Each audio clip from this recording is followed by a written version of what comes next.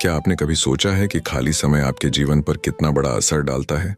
क्या खाली बैठने से आपकी समस्याएं सुलझती हैं या वे और बढ़ जाती हैं?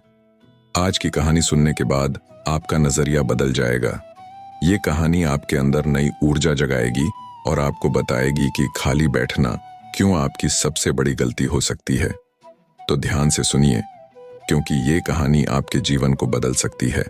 दोस्तों, अगर आप इस चैनल पर पहली बार आए हैं तो प्लीज इस चैनल को सब्सक्राइब कर ले। चलो चलते हैं अब इस कहानी की। और कभी खाली मत बैठो। एक गांव में एक बुजुर्ग व्यक्ति रहते थे जिन्हें लोग ज्ञान के भंडार कहते थे। एक दिन एक नौजवान उनके पास आया और बोला, बाबा, मैं जीवन में बहुत परेशान हूं। कुछ करने का मन नहीं करता, खाली बैठा रहता हूं, पर मन और ज्यादा बेचैन हो जाता है। मुझे रास्ता दिखाइए। बुजुर्ग मुस्कुराए और बोले, बेटा, मैं तुम्हें एक कहानी सुनाता हूं। एक बार एक किसान था। उसके पास एक छोटा सा खेत था और वह उसमें रोज मेहनत करता था।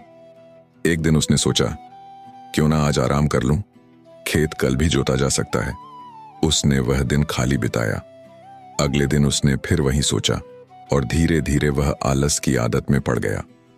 कुछ महीनों बाद उसकी फसल खराब हो गई क्योंकि उसने समय पर खेत की देखभाल नहीं की। अब उसे समझ आया कि खाली समय उसे और नुकसान पहुंचा रहा था। उसने मेहनत करना शुरू किया और फिर से अपनी फसल को जीवन दान दिया।